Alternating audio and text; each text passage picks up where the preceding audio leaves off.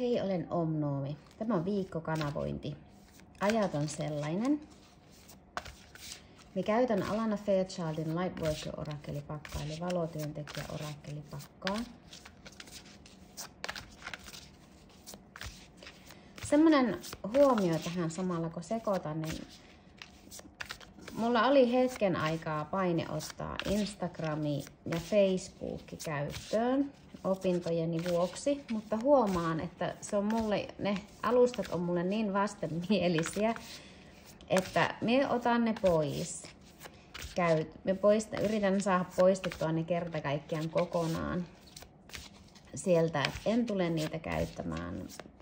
En aio itseäni runnoa ja pakottaa johonkin semmoiseen, mikä pelkkä ajatuskin on vastenmielinen, että mennä kirjautua Facebookiin tai Instagramiin. Ei kiitos. Ja minun täytyy vaan löytää jonkunlainen kanava sitten siihen, että miten pystyn sitten sisustajan opintoihin liittyviä tai koulutukseen ja siitä tulevaan työhön liittyviä asioita ilmaisemaan. Ehkä ne on nämä kanavat, tutut kanavat, mitä on jo nyt, mitkä ei tunnu vastenmielisiltä, eli oma verkkosivu ja tämä YouTube. Mutta tosiaan Instagramin poistan ja Om-Noomi Facebookin tilit poistan kokonaan, jos vain suinkin saan poistettua. Näyttää olevan ihan älyttömän vaikeaa. Mutta se on se aikomus. Eli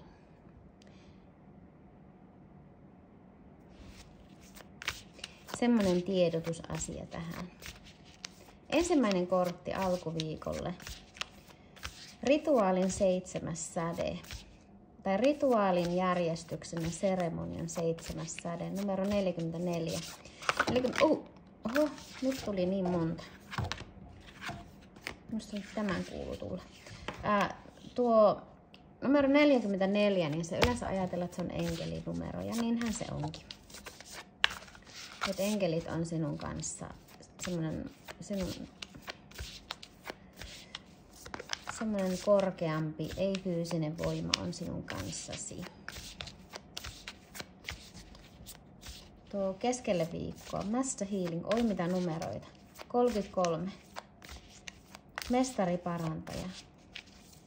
Tai mestariparannus. Spiritual degree. Henkinen valmistuminen. Nyt mä taas yritän mallata näitä kortteja, koska nämä minua vaivaa aina. Jos ne ei ole suorassa. Ja sitten ne ei kuitenkaan ole suorassa. Vaikka mä näitä miten mallaan, kun mä katson tätä vähän eri kulmasta kuin mitä tämä kamera. No, oisko nyt? Kestättäkö? Te varmaan kestätte. Mulla on vähän hankala.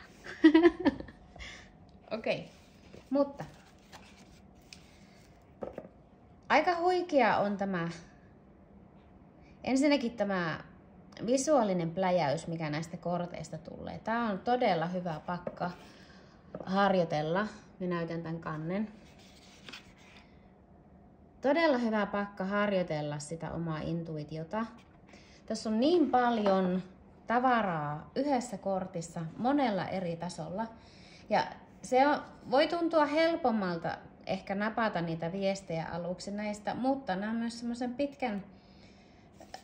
pitkään työskentelyyn myös sopivia, koska sitten kun sä alat erottelemaan niitä energioita, mitä sä kanavoit, mitä sun intuitio täältä poimii, niin tässä on niin paljon, että sulla täytyy harjoituttaa sitten myöhemmässä vaiheessa sitä sinun just semmoista intuitiivista haravaa, että mitä sulla on tarkoitus sillä hetkellä niin kuin nostaa sieltä itsellesi ylös. Ja tää on, silloin kun 7. säteen 7. säde niin kun on tulossa sinun elämääsi, niin jotakin uutta on muodostumassa, jotakin mikä niin kun hyödyttää sitä koko sinun maailmaa. Siellä voi olla semmoista Enemmän saattaa kiinnostaa vaikka magia, seremoniat, rituaalit semmoisen parantamistarkoitukseen. Ja se saatat resonoida enemmän semmoisiin korkeavärähteisiin violettiin liekkiin tai vaikka arkkienkelin Zadkieliin tai tämän kaltaisiin juttuihin. Ja 7. säde auttaa myös muokkaamaan energiaa matalammasta korkeavärähteisemmäksi. Se on semmoinen vähän niin kuin henkinen semmoinen tuki, joka auttaa sinua näkemään sen totuuden siellä henkisessä, että mitä se henkinen vapaus oikeasti tarkoittaa. Se auttaa sinua löytämään sen sinun oman voimasi ja auttaa sinua myös näkemään ne niiden sinun valintojen merkityksen, palauttamaan toivon ja ilon sinun sydämeen. Ja tää on tää 7. säde. Minä niin ihan suoraan mulle tulee niin vahvasti mieleen just violettiliekki, että miten violettiliekki on kehittynyt kosmiseksi violetiksi liekiksi. Ja minusta tuntuu, että siellä on jo lisäkerros siitä violettiliekin tehokkuudesta on jo nyt tulossa sen kosmisen liekin lisäksi siihen mukaan. Ja sitähän me ollaan, en tiedä missä kohtaa violettia liekkiä alettu käyttämään. Se on varmaan ollut aina käytössä. Mutta jotenkin tuntuu, että se on ehkä sieltä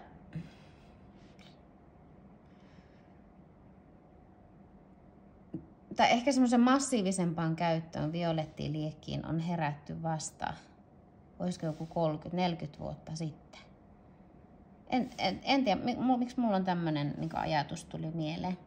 Mutta että ainahan se on siellä ollut. Arkkenkeli Zadkiel on ollut aina, violettiliekki on ollut aina. Sekin käy läpi muutosta. Se, mitä enemmän sitä käytetään, niin sen paremmin se pääsee se, mikä violettiliikin tarkoitus on just se, että se muuntaa matalammat värähtelyt korkeammaksi värähtelyksi. Niin se korkeampi värähtelytaajuus, sekin kasvaa sitä myötä, että mitä se kautta pystyy, että kuinka korkeavärähteiseksi se pystyy muuntamaan niitä matalia värähtelyitä. Et tarkoitus ei ole se, että me posautetaan joka kerta ikään kuin sulake, kun me otetaan violettiliekki käyttöön, että rämäytetään niin korkeat energiat, että niin kuin että sulake räjähtäisi. Vaan se, mitä me pystytään, maapallo pystyy vastaanottamaan, mitä me ihmiskehot pystytään vastaanottamaan, niin se taajuus koko ajan kohoaa ja sen myötä sen violetin liekin tehokkuus myös kasvaa, koska se pystyy tuomaan turvallisesti aina vain korkeampi värähteistä energiaa. Miksi se muuntaa sitä matalampi värähteistä energiaa, mihin sitä pyydetään ja mihin sitä yleensä käytetään. Mutta joo, itse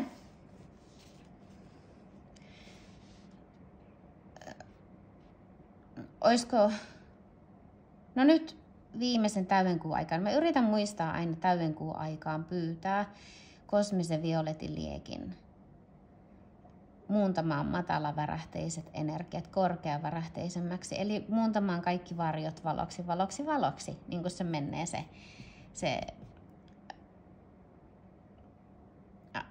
miksi sitä sanotaan?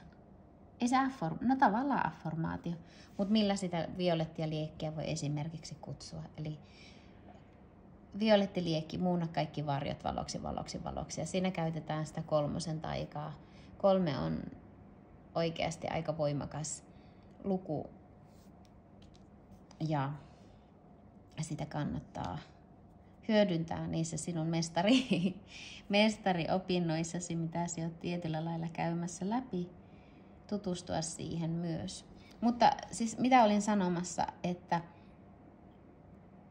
niin yritän käyttää aina täydenkuun aikaan. Ja me tiedän, että kun me pyydän sitä yöksi, Se kun me menen nukkumaan, me pyydän, että yön aikana tapahtuu se puhistus. Ja me tiedän jo, me on tehty tätä niin kauan, että joka kerta kun me pyydän, niin minun yöt on aivan kauheita. Minä näen painajaisia. Minä näen siis painajaisia. Minä näen sen jostakin syystä, minä olen valinnut niin, että kaikki mitä minussa puhistuu, kaikki se kökköläinen, niin jotenkin minun täytyy saada käyttää se siellä minun niin kuin tietoisuudessa, että minä tiedän mitä minä puhistan, mistä minä puhistun. Mutta minä olen huomannut nyt,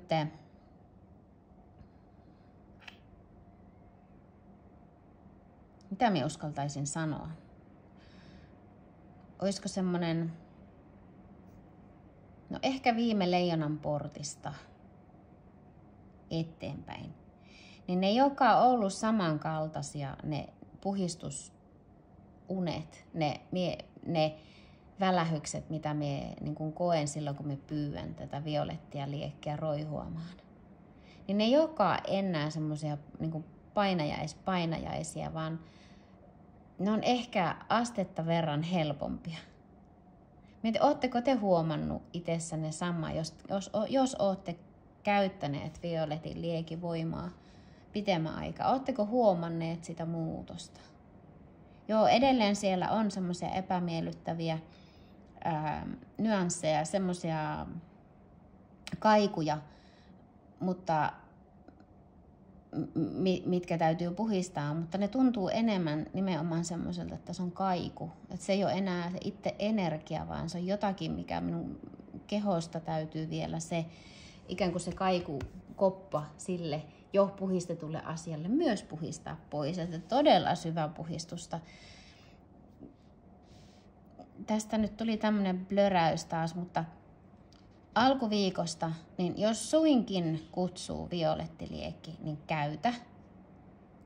Kun tuntuu, että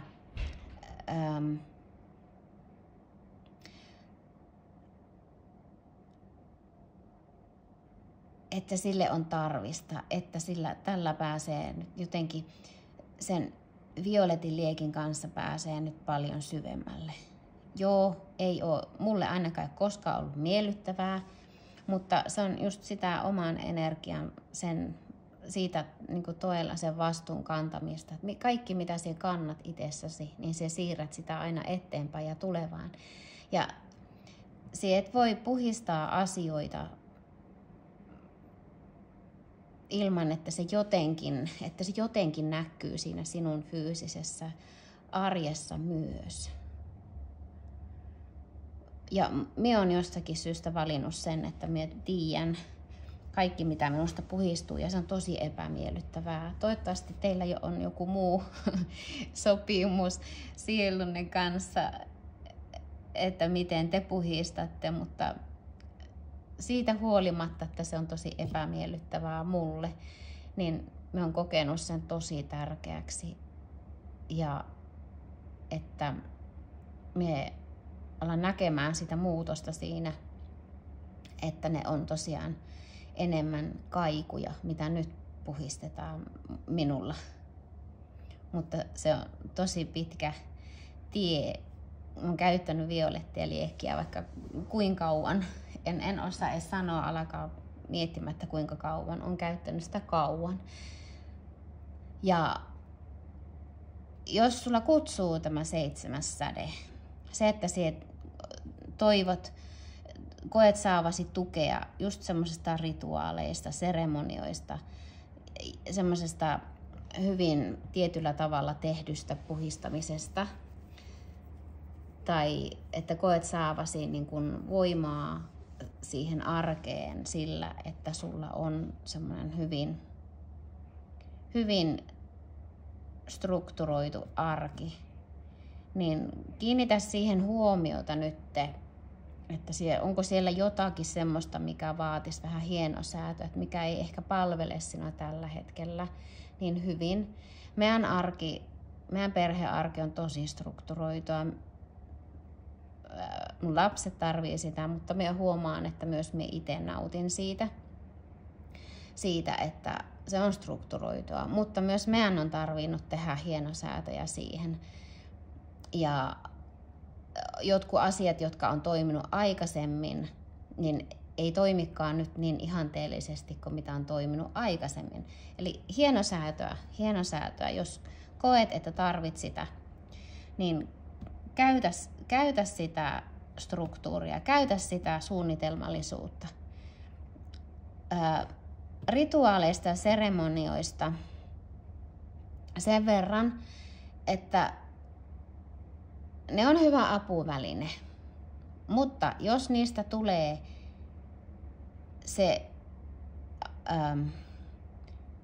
se tärkein asia on sen rituaalin, seremonian tekeminen, eikä se, miksi sinä sitä, niin kuin minkä takia sinä olet alun perin lähtenyt hakemaan, opettelemaan jotakin rituaaleja ja seremonioita. Jos itse se rituaalimaisuus, seremonioiden tekeminen, jos siitä tulee se juttu, niin silloin siinäkin on pikkuisen hienosäädön paikka. Et jos se on vaikka pyytämässä puhistusta violetilta liekiltä, niin se, miten sinä sen teet, niin sillä ei ole niin merkitystä, jos sinä pyydät sitä puhistusta. Se, että pyydätkö sinä sitä eri sanoin kuin vaikka eilen, niin ei sillä ole merkitystä kuin se, että pyydätkö sanoin ollenkaan, vai käytätkö ajatusta tai käytätkö visuaalista voimaa kuvittelemalla itsesi ympärille violetin liekin vaikka. Sillä ei ole merkitystä, miten sinä sen teet, kun se aikomus, miksi sinä sitä teet ja pyydät. Niin olkaa varovaisia rituaalien, seremonioiden kanssa, että te jää ikään kuin loukkuun siihen suorittamiseen, koska kyse ei ole suorittamisesta. Sen halusin sanoa. Mutta alkuviikko tosi vahvaa puhistumista, eheytymistä. Ja käyttäkää violettia, jos teillä on tarve sille. Ametisti älyttömän hyvä, varsinkin jos sattuu olemaan, että saat Suomen maaperästä löydettyä ametistia käyttää, niin aivan älyttömän tehokasta apua. Käytä värien voimaa, koska värit värähtelee tiettyä taajuutta, joka ikinen väri. Keskelle viikkoa. Mestariparantaja 33. Ja jotenkin tuo kuva, että siinä tuon naisen, sillä on se on jotenkin aivan ilmassa. Se jotenkin, tiedättekö, te hyppäätte ilmaan ja se hetki, kun ennen kuin te lähdette laskeutumaan alaspäin kohti maata, kun hiukset leijuu, vaatteet hulmua tai on jotenkin, tai ei ne hulma, vaan jotenkin on semmoinen pieni pysähtyneisyyden hetki ennen kuin se suunta vaihtuu sieltä ylhäältä alaspäin. Jotenkin se mulle tulee tästä nyt tosi vahvasti mieleen. Että sä oot jotenkin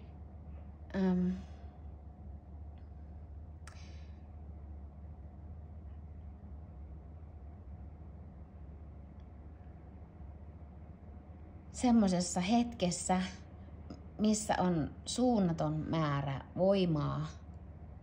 Mitä kauemmin sä pystyt pysymään siinä hetkessä, niin sen tehokkaammin sä pystyt sitä pyyteetöntä rakkauden voimaa astumaan sinun elämääsi.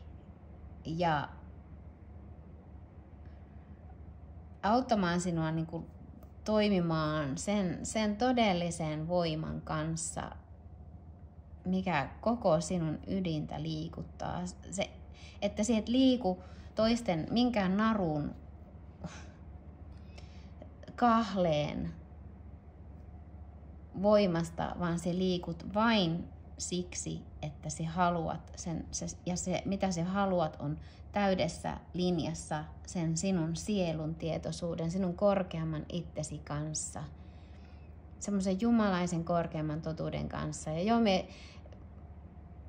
me opettelen niin päästämään irti siitä mitä niin Jumala-sanaan kätkeytyy. Kun mä kasvanut semmoisessa kylässä, missä on tosi vahva vanhoillis-lestadiolaisvaikutus, niin se pelkkä Jumala-sana, niin jossain kohti niin se oli semmoinen, mikä särähti tosi paljon korvaan. Kun se mitä mulle, se voima, se kaiken lähde, alkulähde, niin mulle se tarkoitti niin eri asiaa, mitä siinä ympäristöstä mulle yritettiin sanoa, että tätä se on. Jumala on tämmönen ja tämmönen. Vaikka se tehtiinkin tosi hienovaraisesti, mutta herkkänä lapsena, nuorena, niin kaikkihan ne sieltä poimii, halusi tai ei. Niin jotenkin mulla on ollut tosi iso työstäminen sille, että mikä sana sille voimalle, sille kaiken alkulähteelle voisi olla joku muu kuin Jumala. Niin mä edelleen huomaan, että mulla vieläkin pikkusen nousee karvat pystyyn, kun mä sanon Jumala, tai jossakin kortissa lukee Jumala tai Jumalainen.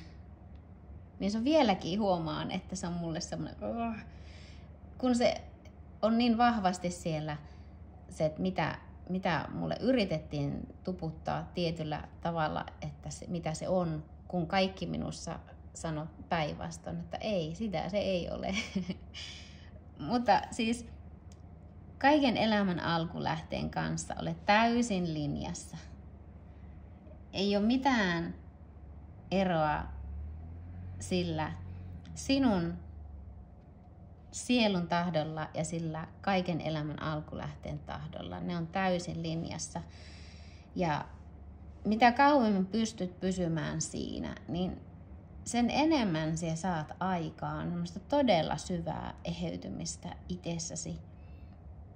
Ja tällä naisella on tässä vielä tämmöinen tosi paksu kirja eessä, mikä on täynnä valokoodeja. Tuosta kirjasta leijailee koko ajan semmoista vähän niin kuin raikasta ilmaa, mikä on niin kuin, jotenkin tuntuu, että korkeammaksi totuudeksi todettua kaikilla tasoilla. Et jotenkin tuntuu, että hän lukee ja saa voimaa pysyä siinä tietynlaisessa pysähtyneisyyden hetkessä sillä, mikä on korkeinta totuutta. Mikä on universaalien lakien mukaista. Ei mulle ennen tästä kortista tämmöinen samanlainen fiilis ole tullut, mutta nyt tulee ja tosi vahvasti. Se hetki, kun sä hyppäät ilmaan ja just ennen kuin se suunta, maan painovoima lähtee vetämään sinua alas, niin se hetki, mitä kauemmin siinä pystyt pysymään, niin sen parempi. Ja se voit pyytää Serapis Beytä auttamaan sinua myös.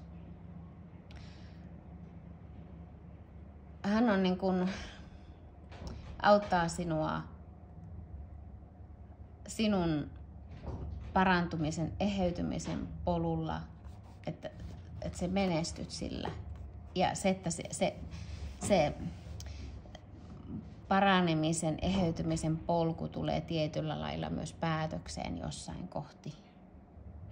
Et minkälainen on parantaja, lääkäri, joka ei koskaan pääse loppuun siinä, jos hän ei koskaan löyä sitä juurisyytä asialle ja pysty auttamaan sen eheytymisessä, vaan jatketaan hoitoa, vaikka se juurisyy olisi eheytetty ja se on löydetty ja se on eheytetty.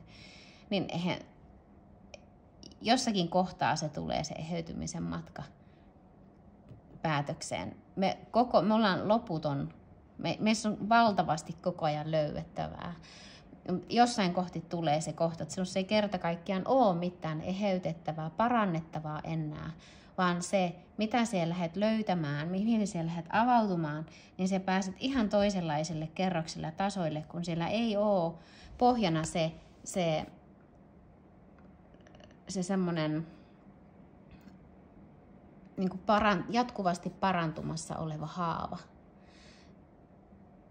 Silloin kun se haava on parantunut ja siinä on jo arpi ja se arpikin on jo parantunut, siitä voi olla jälki, mutta se ei ole enää semmoinen asia, että sä kiinnität siihen koko ajan huomiota. Se on parantunut, se on eheytynyt. Niin silloin se sun koko energia fokusoituu ihan toiseen suuntaan kuin siihen paranemassa olevaan haavaan. Ja siksi tämä violetin liekin, sen kanssa työskenteleminen niin on tosi tärkeää, että sinä uskaltaisit sitä käyttää. On muitakin tapoja, mutta itse olen kokenut, että tämä on tosi tehokas.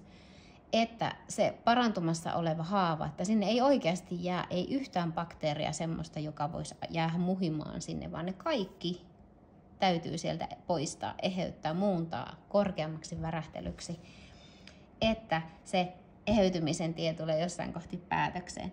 Ja ilman muuta siitähän seuraa se, että se syvä rauha. Tämä kortti taas mulle kertoo, että tässä ei ole liikettä. Tässä on rauha. Tässä on semmoinen niin kuin jano semmoisen korkeampaan ymmärryksen. Jano ei siihen draamaan, ei siihen niihin haavoihin, ei niihin keskeneräisiin juttuihin, vaan jano sinne siihen sieluenergiaan, jano siihen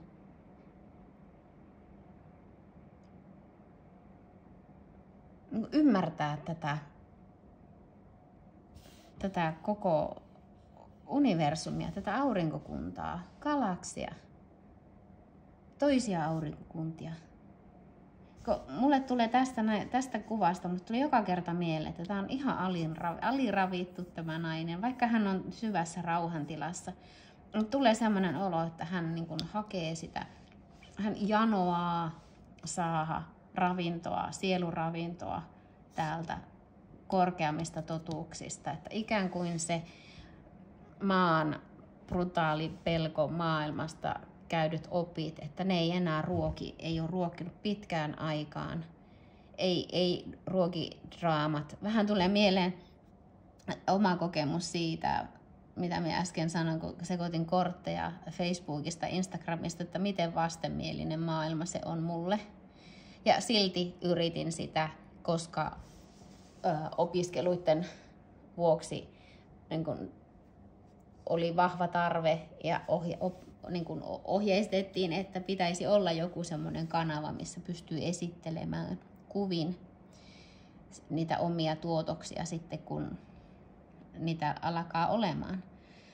Mutta en tiedä, miten aion sen tehdä, mutta ainakin mulle se on niin väärä maailma. Mie en saa sieltä ei mitään positiivista, ei mitään hyvää. Mie en saa sieltä niinku yhtään mitään. Et se vaan tuntuu niinku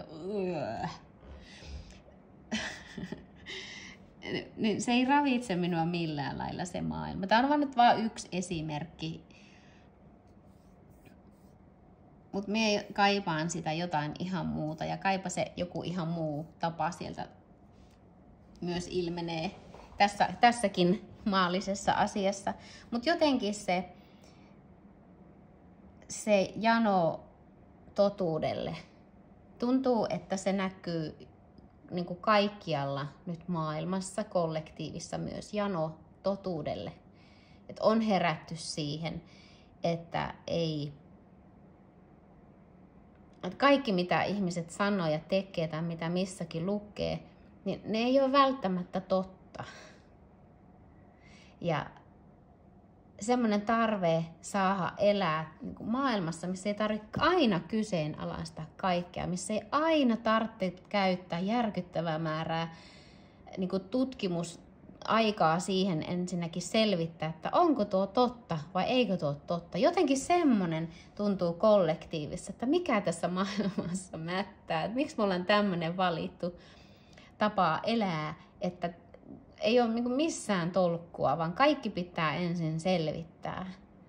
Ihan tavallisetkin asiat, mitä on pidetty ennen, ihan, että totta kai se on näin, kun tuo sanoo niin, tai siellä lukee niin, tai just kun omia uskomuksia purkaa pois, se oma elinpiiri, kun muuttuu sen myötä, mitä valintoja elämässä tekee, mihin kaikkeen se vaikuttaa. Niin jotenkin mä oon tosi iloinen siitä, että kollektiivissa, ainakin kertokaa muutkin, olisi tosi ihana, kun kommentoisitte, miten te koette, näettekö te kollektiivissa tämän muutoksen, sen tarpeen, siis tuntuu semmoinen niin kuin nääntyminen siihen, että kun ei ole, missä se on se korkein totuus, mikä se on se korkein totuus. mikä ei hyödytä vain yhtä yksilöä tai yhtä ryhmää. Tai jos ette tiedä, mitä universaali lait, niin ottakaa niistä selvää. Niistä löytyy kyllä tieto. Tämä on nyt just tätä, ota selvää, tee tutkimuksia. Mutta se kannattaa niin kun tehdä se oma työ, eikä luottaa siihen, mitä joku toinen sanoo tai kirjoittaa. Mutta olisi kiva kuulla, miten te koette. Oletteko te nähnyt sen tuolla kollektiivissa, sen energian, että nyt aletaan olla semmoisessa tietynlaisessa räjäytyspisteessä, että ei otetakaan vastaan ihan kaikkia nielemättä. Ja että se on kestänyt kauan. Omasta näkövinkkelistä tuntuu, että miten se on voinut kestää näin kauan. Mutta nyt se tuntuu siellä. Me on tosi tarkkaa. Siis, se, että se oikeasti koen ja tunnen sen siellä kollektiivissa, niin on ollut yksi sellainen asia, että uskallanko minä luottaa tähän, että se nyt oikeasti siellä on niitä haikuja ja kaikuja siihen toiveita. Ja nyt se tuntuu minusta siellä. Mutta mä oon ollut tosi varovainen sen kanssa, kun se on minun toive myös, että ihmiset haluais, että se olisi niin kuin luonnollinen olotila, että me saadaan elää maailmassa, missä totuus on totuus. Eikä sitä kukaan voi muuksi muuttaa, vaikka miten yrittäisi vääntää. Näinhän se onkin. Mutta ettei tarvitsisi olla semmoisessa epäilyksen, epävarmuuden, pelkopohjaisten energioiden vaikutuksessa enää. Se on se minun toive.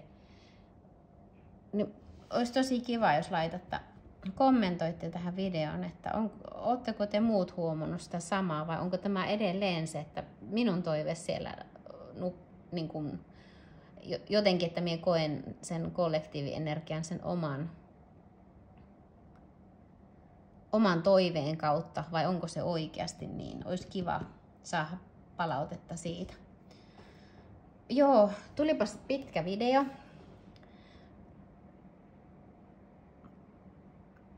Tärkeä viikko.